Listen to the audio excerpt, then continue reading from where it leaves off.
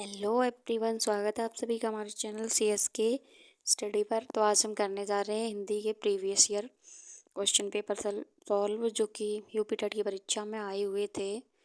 आप सभी का बहुत बहुत स्वागत है हमारे चैनल पर। आइए क्लासेस स्टार्ट करते हैं। क्वेश्चन नंबर फर्स्ट देखते हैं इसका। विद्यार्थी में कौन सी संधि है? दीर्घ संधि, वृद्धि संधि, गुण संधि या फिर यड़ संधि? तो इसका राइट आंसर होगा ऑप्शन नंबर फर्स्ट, दीर्घ संधि।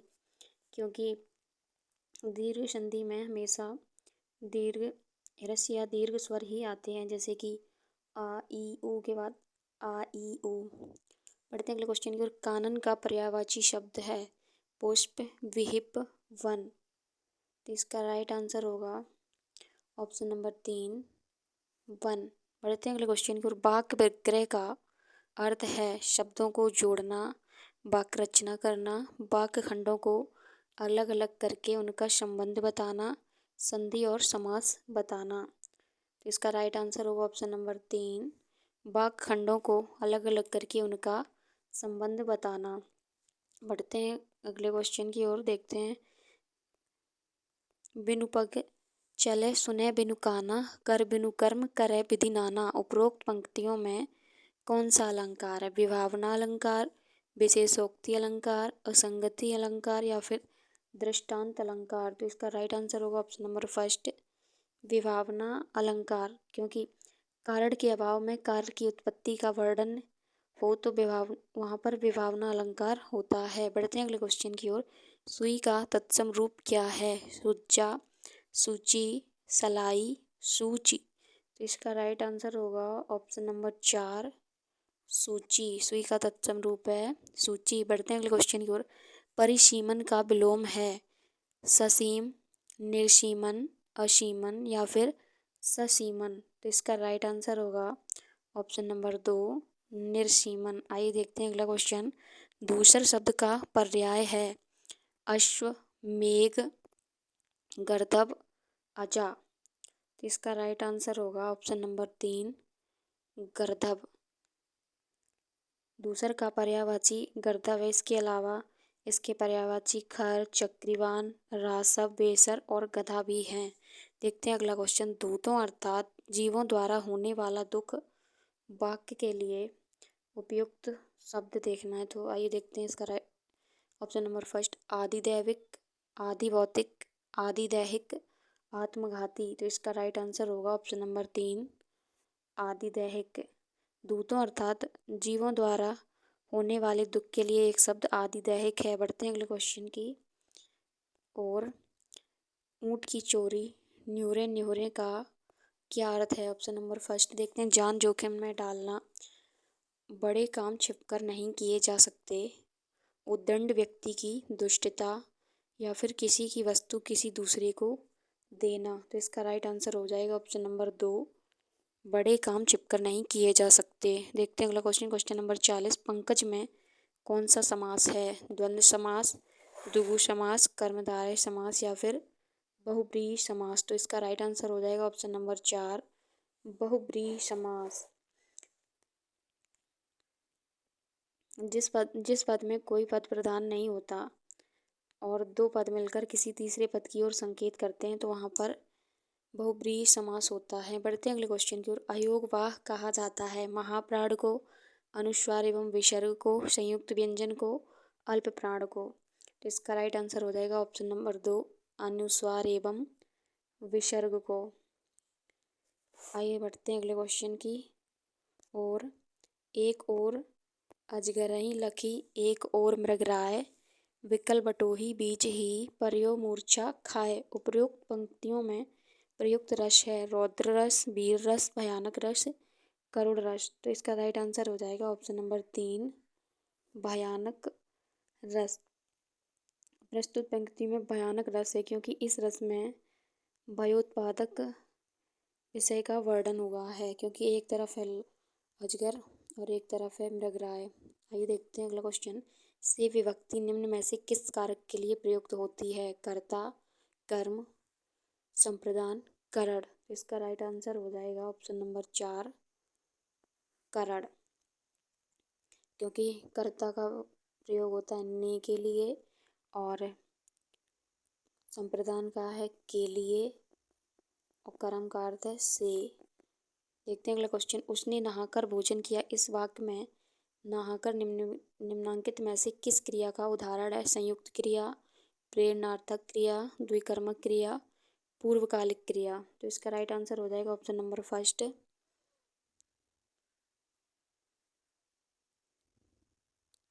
ऑप्शन नंबर थर्ड, द्विकर्मक क्रिया। जिस क्रिया के दो कर्म होते हैं उसे द्विकर्मक क्रिया कहते हैं। बढ़ते हैं अगले क्वेश्चन की ओर। निम्नलिखित में वाचन शिक्षण की विधि नहीं है?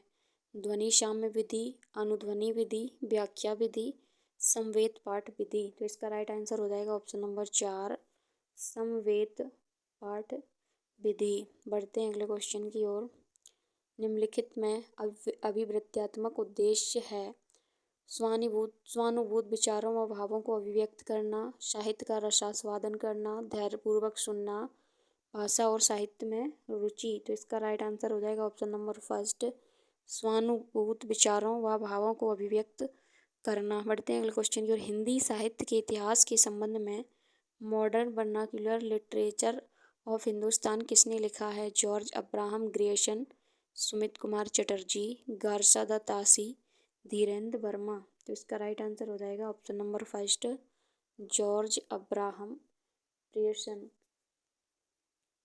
बढ़ते हैं अगले क्वेश्चन की ओर। हिंदी का पहला पत्र है? उद्दंड मार्तंड, इतिहास तिमिरनाशक, बनारस अखबार, हरिश्चंद्र मैगजीन। इसका राइट आंसर हो जाएगा ऑप्शन नंबर फर्स्ट, उद्दंत मार्तंड। यह एक साप्ताहिक पत्र है। पंडित जुगल किशोर ने सन 1826 ईस्वी में इसका संपादन किया था। यह हिंदी का पहला पत्र है। ये देखते हैं अगला क्वेश्चन। सूफी संतों की शैली है? मरसिया, मसनवी, गजल, तजुर्मा। तो इसका राइट आंसर हो जाएगा ऑप्शन नंबर 2, मसनवी। देखते हैं अगला क्वेश्चन। गुड़िया भीतर गुड़िया के रचनाकार कौन है? कृष्णा सोबती, मैत्रेयी पुष्पा, प्रभा खेतान, उषा प्रियंवदा। तो इसका राइट आंसर है ऑप्शन नंबर 2, मैत्रेयी पुष्पा। यह मैत्रेयी पुष्पा की आत्मकथा है। बढ़ते हैं अगले क्वेश्चन की और। 100 अजान एक सुजान के रचनाकार का नाम है? बद्री नारायण चौधरी, बालकृष्ण भट्ट, बाल मुकुंद गुप्त, सरदार पूर्ण सिंह। तो इसका राइट आंसर है ऑप्शन नंबर 2, बालकृष्ण भट्ट। इन्होंने 1892 ईस्वी में इस उपन्यास की रचना की थी। बढ़ते हैं अगले क्वेश्चन की ओर। गोस्वामी तुलसीदास का निधन वाराणसी के किस घाट पर हुआ था? दशाश्वमेध घाट, अस्सी घाट, राम घाट, मणिकर्णिका घाट। इसका राइट आंसर हो जाएगा ऑप्शन नंबर 2, अस्सी घाट। देखते हैं अगला क्वेश्चन। भक्तमाल के रचनाकार हैं? नावादास, केशवदास, विष्णुदास, सुंदरदास। तो इसका right answer option number first, Navadas. देखते हैं बढ़ते हैं अगले क्वेश्चन की ओर। संसार के बड़े बड़े लोगों ने सबसे श्रेष्ठ माना है उत्तम चरित्र को, सदाचार को, परोपकार को, अपने कर्तव्य को। तो इसका राइट आंसर हो जाएगा ऑप्शन नंबर 4, अपने कर्तव्य को। बढ़ते हैं अगले क्वेश्चन की ओर। निर्बलता शब्द में उपसर्ग और प्रत्यय का सही विकल्प है? तो इसका राइट आंसर हो जाएगा ऑप्शन नंबर फर्स्ट, निर, धन बल और धन ता। आइए बढ़ते हैं अगले क्वेश्चन की ओर। कायर की भावात्मक संज्ञा है? अकायरता, कायरत्व, कायरपन, कायरता। तो इसका राइट आंसर हो जाएगा ऑप्शन नंबर 4, कायरता। बढ़ते हैं अगले क्वेश्चन की ओर। अपना मतलब निकालने वाले के लिए उचित शब्द क्या है? स्वार्थी, स्वार्थपरता, स्वार्थपरक, कुटिल। तो इसका राइट आंसर हो जाएगा ऑप्शन नंबर फर्स्ट, स्वार्थी। बढ़ते हैं अगले क्वेश्चन की ओर। कौन सा वाक्य शुद्ध है? खेतों में लंबे लंबे घास उगाए, परशुराम के क्रोधाग्नि ने क्षत्रियों को जला दिया, गलियों को चौड़ा करना आवश्यक है, या फिर वृक्षों पर कोयल कूक रही है? तो इसका राइट आंसर हो जाएगा ऑप्शन नंबर 3, गलियों को चौड़ा करना आवश्यक है। आइए देखते हैं अगला क्वेश्चन। चूहा बिल से बाहर निकला में कौन सा कारक है? संप्रदान कारक, अपादान कारक, करण कारक या फिर संबंध कारक। तो इसका राइट आंसर हो जाएगा ऑप्शन नंबर 2 अपादान कारक, क्योंकि चूहा बिल से बाहर निकला यानी कि अलग हो रहा है तो अलग के लिए अपादान कारक का प्रयोग होता है। ये बढ़ते हैं अगले क्वेश्चन की ओर। अत्याचार शब्द में उपसर्ग है आ, अत, अति, अत्या। तो इसका राइट आंसर हो जाएगा ऑप्शन नंबर 3 अति। देखते हैं अगला क्वेश्चन। निम्नलिखित पंक्तियों में कौन सा अलंकार है? वाल्दी विशाल विकराल ज्वाल जाल मानो लंकी लीलवे को काल रसना पसारी है। आइए देखते हैं इसके ऑप्शन। उपमा और रूपक अलंकार, यमक और श्लेष अलंकार, उत्प्रेक्षा और अनुप्रास अलंकार, अनुप्रास और यमक अलंकार। तो इसका राइट आंसर हो जाएगा ऑप्शन नंबर 3 उत्प्रेक्षा और अनुप्रास अलंकार, क्योंकि प्रयुक्त पंक्तियों में मानववाचक और तथा मानववाचक का प्रयोग होने के कारण उत्प्रेक्षा अलंकार है और तथा भा वर्ड की बार बार आवृत्ति हुई तो अनुप्रास अलंकार है। आइए देखते हैं अगला क्वेश्चन। रसों को उदित और उद्दीपित करने वाली सामग्री क्या कहलाती है? विभाव, अनुभाव, स्थायी भाव, संचारी भाव। तो इसका राइट आंसर होगा ऑप्शन नंबर फर्स्ट विभाव। रसों को उदित और उद्दीपित करने वाली सामग्री विभाव कहलाती है। बढ़ते हैं अगले क्वेश्चन की ओर।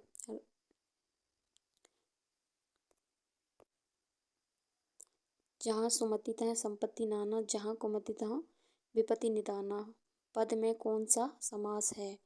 करुण रस, भयानक कौन सा रस है? करुण रस, भयानक रस, श्रृंगार रस, शांत रस। तो इसका राइट आंसर हो जाएगा ऑप्शन नंबर 4 शांत रस। शुद्ध वाक्य है तो इसमें शुद्ध वाक्य छांटना है।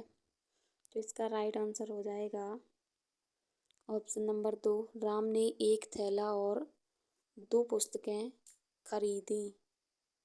बढ़ते हैं अगले क्वेश्चन की ओर। महोत्सव का सही संधि विच्छेद क्या है? महाधन उत्सव, महोधन उत्सव या फिर महोत्सव। इसका राइट आंसर हो जाएगा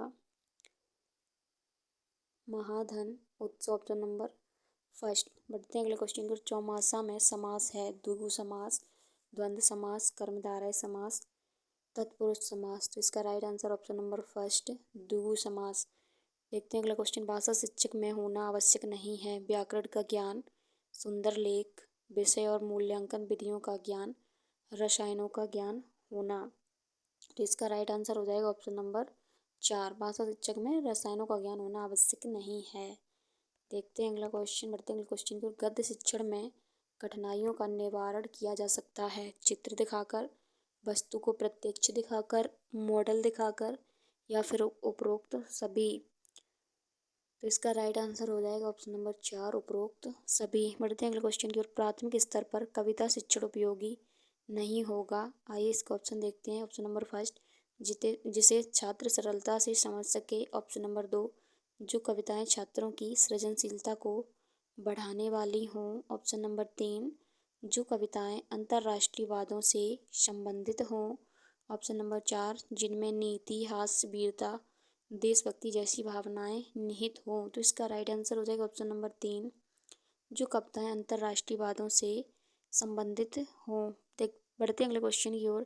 हिंदी भाषा और साहित्य नामक ग्रंथ के लेखक हैं भगवत शरण उपाध्याय, आचार्य रामचंद्र शुक्ल, डॉक्टर श्याम सुंदर दास, डॉक्टर हरदेव बिहारी। तो इसका राइट आंसर हो जाएगा ऑप्शन नंबर 3 डॉक्टर श्याम सुंदर दास। बढ़ते हैं अगले क्वेश्चन की ओर। भाषा सीखने का सही क्रम है। तो भाषा सीखने का सही क्रम है सुनना, बोलना, पढ़ना और लिखना।